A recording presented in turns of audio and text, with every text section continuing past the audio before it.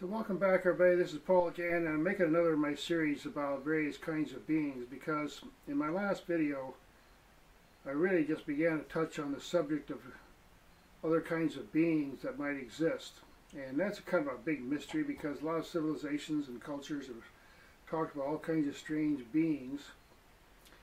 And I made the point in the first video that basically to answer some of these complicated questions we have to find out who we are. Where did we come from, and so on. So it's a very complicated subject, and that's why researching the ancient past is very fascinating, because you find some really, really amazing stuff. And a story really about human beings on this planet. In fact, the story of all kinds of life on this planet is extremely interesting and very, very complicated. And there have been some really, really, really strange creatures that lived on this planet. And some of them are really, really big too. So, it's kind of a fascinating subject. Now, in our modern era, we just, a lot of times, until recently, basically in history, a lot of people just grew up in a certain area and they only saw their own kind, only spoke their own kind of language that was local, whatever. And then along the way, there were people who were explorers, and that was their kind of like industry, you might say. They found they could get really wealthy by traveling, and they would come across to a foreign land, and from their point of view, like, the people that they saw were really, really strange. And, likewise, the other people that they encountered thought they were strange. So it was kind of like, they're all aliens here. And, it wasn't really until, look about the 1800s, whatever, modern European, civilization or whatever, start thinking about traveling around and exploring other parts of the world and seeing what kind of other peoples are out there. And, if you look at encyclopedias from a long time ago, it was pretty bizarre because they didn't even have pictures. They had to make drawings. There are no photographs. And they'd characterize certain kinds of animals or plants or, peoples as being very odd or whatever, and they'd have a little drawing or whatever, and so on. So there's like aliens. So the point I'm trying to make is that even right now, throughout history, in one part of the world, like for example right now, there's so many people just with the incredible magic technology, they take it for granted, their kids have it. But even right now, there are certain parts of the world where there's people that, like, they've never seen any of that. They're still making fires or whatever, going out every day and trying to kill some animals or something. So all throughout history, this has been the case that, there's stuff going on in other parts of the world that we really are clueless about. And that really is actually kind of true right now, because, there are creatures out in the woods that never see a human being, and we don't see them either. We kind of like, we don't even go looking for them. And maybe now and then someone who's hiking along, or they see a Bigfoot, or they happen to see a leopard in the woods, or some other kind of weird creature, and they never see them again because they're so rare, and people don't just go there. So the point is that there's an awful lot of different kinds of beings right now on the planet. This particular planet, historically, it's had just an incredible variety of creatures. And some of them had two legs, So, another thing that a lot of people don't realize is that there are people on this earth at one time, and many different cultures did this. They lived in caves for long periods of time, or they lived underground. There's places carved out in Turkey and many parts of the world where they had huge caverns. These guys were like maybe down the Incas and in that part of the world. They just they take their little torches and they go down in there and they find, like, holy cow, there's like a volcanic cavern that they can have a city in. And so there were kinds of people who lived in a very totally different kind of way than we do. So when we start asking the question, where are the other beings, or, well, as far as the physical ones, if you want to go see some strange beings, there's plenty of places in the world today that you can go, other human beings. They look like us, but they do very different things. So, those are the physical kind of beings. Now, this is a really big subject, and maybe I'll have to make a number of videos. I'm going to put my 2 cents in. It'll kind of wade into this mess out here, because for people who come from a type of belief system where they think, well, for example, there's us, the human beings, and then there's the angels, and there's only how many kinds of angels are there, and where do they? Then there's the archangels, and then there's the demons, and there's the this and that, and they have a whole concept in their mind about the way it's supposed to be. But the reality, the absolute reality of what that all is way beyond that concept. It has to be. It's beyond the book. It's so what you do is you try to gather like the stories and testimony from all different kinds of peoples over thousands and thousands of years, and they basically keep coming back and saying, yes, there's all kinds of strange beings, and there were some really strange monstrous types of beings that have been on the planet, and there's been some big ones and some messing around. And there's probably, that brings up the subject where you start thinking about, okay, has our civilization been visited by beings from other star systems or whatever? Okay, so now we get into that whole thing. Well, Earth has been here a very, very, very, very, very, very, very, very long time.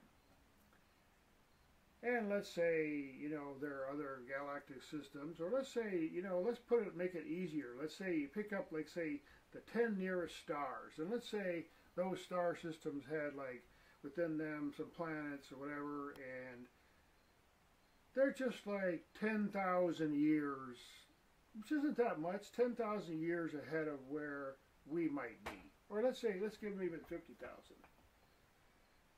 So they finally figured out how to travel a longer distance, and they maybe have adapted their bodies, or they maybe genetically engineered types of bodies where they don't have so much water in them and so on. So they figure out some system where they can go and visit another planet. So they come across this Earth planet, and maybe there's maybe at the time there was only dinosaurs or whatever. I'm just theorizing here. But let's say a very, very small group of people could have visited not just this planet, but their whole solar system a very, very long time ago. How about like a million years? A million years, that's not that long ago in Earth history. But, yeah, maybe they just kind of touch here. Maybe some of them like find this place called Mars, or planets where they can, they just kind of have a base there and take a rest, or mine or whatever, do some manufacturing there or trading there, whatever. It could happen. And the question is, well, a lot of people these days, they don't want to even accept that it's possible, so they immediately just throw that out and say, oh, forget it, that's not possible. How could they get here, whatever? Because we don't know how to get there, it doesn't mean they could not have done it. And advances in technology, again, bodies are technology. This DNA is a technology. We have a system here. It's much better than any robot. It's just incredible. It's an autonomous, amazing system. So maybe this body that has been developed or tweaked or whatever by different, whatever time, interaction with other bodies and beings and so on, well, it's a pretty good system we got here, and every human being has one. So now maybe it's like, okay, there's an experiment going on to try to consciousness, as I was discussing in the previous video. There's just like this continuous, infinite,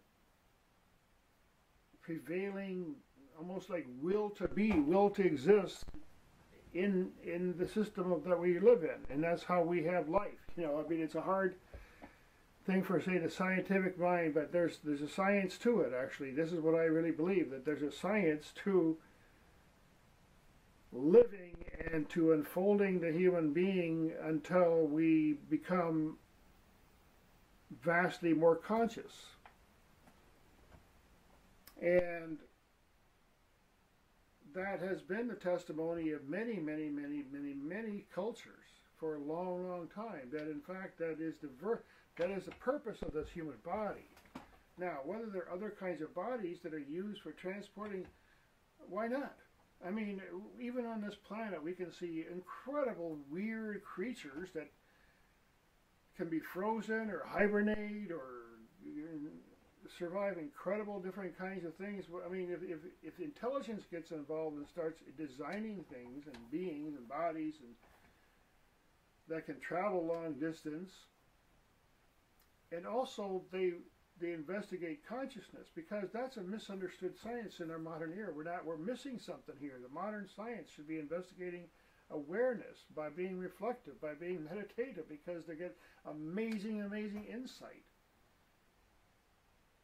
And other cultures that, let's say, for example, there are beings who can inhabit like an energy field of a higher frequency vibration, because it's all vibration. You change the frequency and change the form. Another kind of frequency, a higher frequency, would have a different type of form.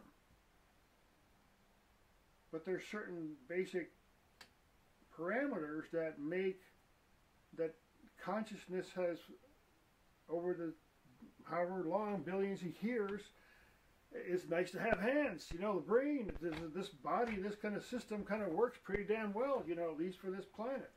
Now, if we're going to go off on other journeys here, like some of the other spacefarers, I believe we might have to design a different kind of body or something.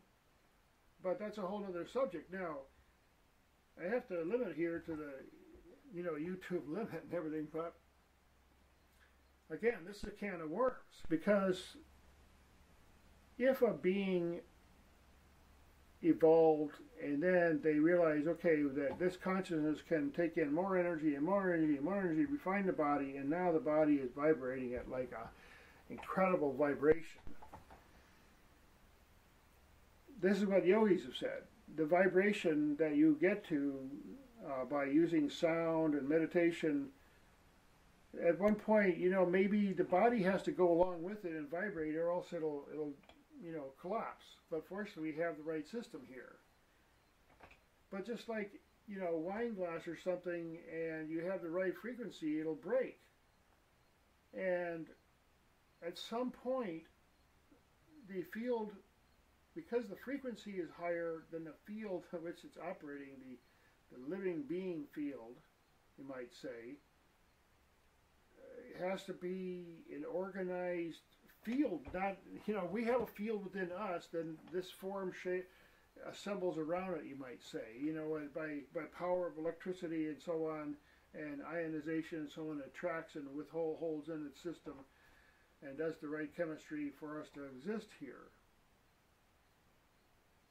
But there's a lot more ways, as I've said, there's other kinds of beings. So maybe there's a way of having consciousness within a field, an organized field, that it lasts a lot longer, but it doesn't inhabit a physical body. Almost like a beam of light, you might say, or a particular continuously resonating sound. That's why sound has been used to invoke all kinds of beings. Now, again, I have to finish this here, but I'm going to continue in another segment here, and thanks for watching, and I'll make part 2.